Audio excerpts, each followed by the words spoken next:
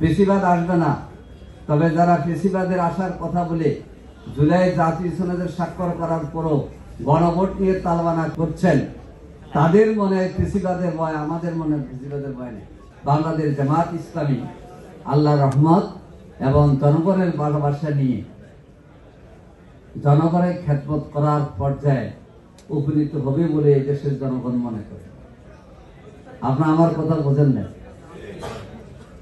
আল্লাহর রহমত এবং জনগণের ভালোবাসা দোয়া নিয়ে আগামী দিনে এই দেশের জনগণের দায়িত্ব পালন করার মতো পর্যায়ে আস্থা তৈরি করতে পেরেছে বাংলাদেশ জামাত ইসলামী, এবং সেটার নেতৃত্ব দেবেন বাংলাদেশ জামাত ইসলামীর পুনর্নির্বাচিত আমির, 3 বারের আমির এবং মানবিক বাংলাদেশের নেতা ডাক্তার শফিকুর রহমান, ইনশাআল্লাহ। প্রিয় ভাইরা, কেন পেশিবাদকে আমরা তাড়িয়েছি? এই পেশিবাদ দেশের কর্তৃত্ব প্রতিষ্ঠিত করেছিল 15 বছর, আর আমরা পেশিবাদের আক্রমণের শিকার হয়েছিলাম 2006 সালে 28শে অক্টোবর। আমাদের জন্য 18 বছর, দেশের জন্য 15 বছর। তবে 28শে অক্টোবর থেকে শেখ হাসিনার পেশিজমের উদ্বোধন শুরু হয় ইসলামী ছাত্র শিবিরের এবং জামাত ইসলামের কর্মীদের রক্ত জড়ানো এবং শাহাদাতের মধ্য দিয়ে। আমি গতকাল বলেছি, পেশিজমের বিরুদ্ধে, আওয়ামী বাকশালী এবং পেশিবাদের বিরুদ্ধে 2006 সালে 28শে অক্টোবর রক্ত দিয়েছিল জামাত ইসলামী ছাত্র শিবির। 18 বছর রক্ত দিয়েছি। 11 জন শীর্ষ নেতা জীবন দিয়েছেন, 500 নেতা কর্মী শহীদ হয়েছে, 1 লক্ষের উপরে নেতা কর্মী জেল কেটেছে, 2000 মহিলা কর্মী জেল কেটেছে, 5000 উপরে নেতা কর্মী এখনো পঙ্গুত্ব বরণ করে অসহায় জীবনযাপন করছে। এই অবস্থায় পেশিবাদকে বিতাড়নের ক্ষেত্রে জামাত ইসলামের অনন্য ভূমিকায়। আজকে যারা বলেন পেশিবাদ এসে যাবে, আমরা মনে করি পেশিবাদ আসতে পারবে না। কারণ এই দেশে দেশ রক্ষার জন্য এবং মানুষ রক্ষা করার জন্য পেশিবাদের বিরুদ্ধে ছাত্র জনতা যাদের অনুপ্রেরণায়, ছাত্র জনতা যাদের কাজে অনুপ্রাণিত হয়ে ছাত্র জনতা জীবন দিয়েছে, সেই সংগঠনের নাম জামাত ইসলামী। সেই প্রিয় সংগঠনের ঠিকানা ইসলামী ছাত্র শিবির। এই জন্য পেশিবাদের কবর রচিত হয়েছে। এই পেশিবাদ সামনে জাতীয় সংসদ নির্বাচনের মধ্য দিয়ে আইনিভাবে সমূলে নিষিদ্ধ হয়ে যাবে ইনশাআল্লাহ। এই জন্য জামাত ইসলামীকে ভয় দেখাবেন, জুলাই জাতীয় সনদে স্বাক্ষর করার পরও জাতীয় সনদের আইনি ভিত্তি দিতে চাচ্ছেন না, আর ফাঁকে ফাঁকে বলবেন যে পেশিবাদ এসে যাবে, পেশিবাদ এসে যাবে। পেশিবাদ আসবে না। তবে যারা পেশিবাদের আসার কথা বলে জুলাই জাতীয় সনদের স্বাক্ষর করার পরও গণভোট নিয়ে তালবানা করছেন, তাদের মনে পেশিবাদের ভয়, আমাদের মনে পেশিবাদের ভয় নেই। প্রিয় ভাইরা, জামাত ইসলামী কি জন্য আস্তে আস্তে করলো? বিগত সময়ে যারা সরকার গঠন করেছিল, দেশ চালিয়েছে, তারা দুর্নীতিমুক্ত বাংলাদেশ উপহার দিতে পারেনি। আমির জামাত বলেছেন, পেশিবাদকে তাড়িয়েছি, এবারে আমাদের যুদ্ধ হবে, লড়াই হবে দুর্নীতির বিরুদ্ধে। এবার এই দুর্নীতির বিরুদ্ধে লড়াই জামাত ইসলামের 3 জন, জামাত ইসলামের 2 জন শীর্ষ নেতা, আমির জামাত মাওলানা মতিউর রহমান নিজামী, সেক্রেটারি জেনারেল মুজাহিদ, 3টা মওলানা পরিচালনা করেছেন। 1 টাকার দুর্নীতির অভিযোগ কেউ দিতে পারে নাই। সেই জন্য দুর্নীতিমুক্ত বাংলাদেশের প্রতীক জামাত ইসলামী। আজকে যারা বড় বড় কথা বলেন, তাদেরকেও মানুষ সাদাবাজ বলে, দখলবাজ বলে, ভূমিদস্যু বলে। এই জন্য মানুষের আস্থা তৈরি হয়েছে যে সব দেখেছি, এবার জামাত, এবার কি জামাত।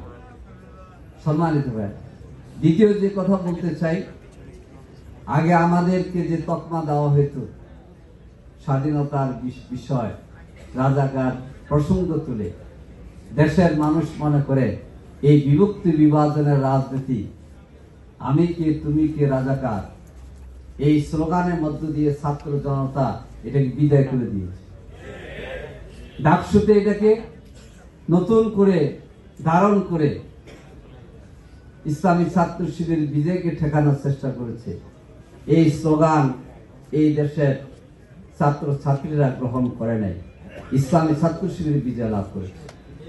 কেন? এখনকার ছাত্র ছাত্রীদের প্রত্যাশা হল যে আমরা নতুন বাংলাদেশে বিভক্তি এবং বিভাজন মুক্ত সব দল মিলে একসাথে থাকতে চাই। আমাদের রাজনৈতিক আইডেন্টিটি থাকতে পারে, কিন্তু দেশের স্বার্থে, ইমানের ভিত্তিতে এবং সার্বভৌমত্বের প্রশ্নে আমরা সবাই ঐক্যবদ্ধ ভূমিকা পালন করব। আজকে বাংলাদেশের স্বাধীনতার সার্বভৌমত্বের রক্ষার পরীক্ষিত দল হচ্ছে বাংলাদেশ জামাত ইসলাম। এই অবস্থা মানুষের মধ্যে তৈরি হয়েছে।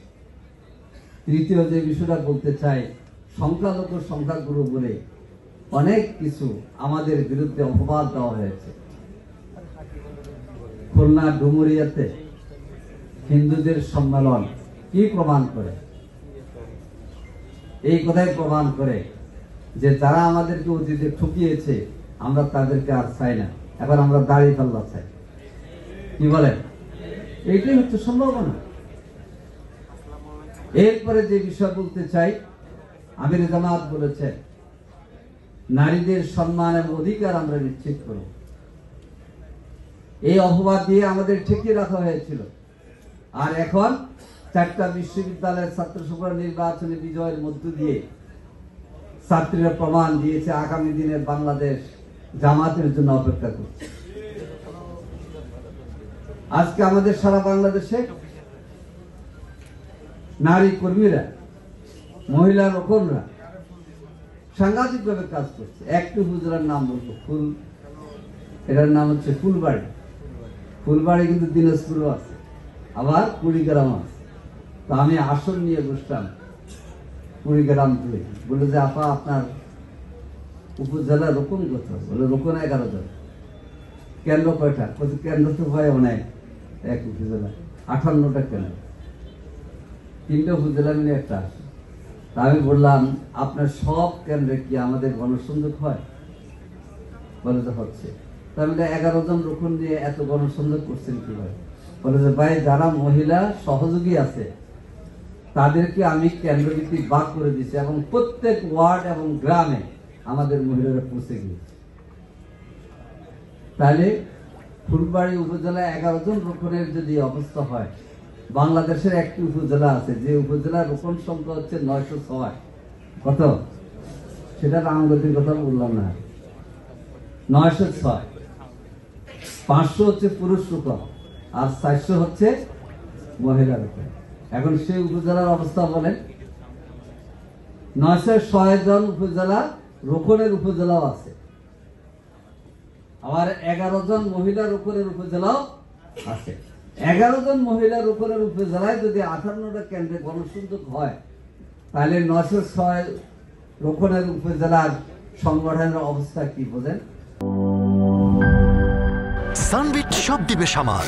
সানবিট ম্যাজিক প্রেস ডিশওয়াশিং এর মাথা ঘোরানো সলিউশন।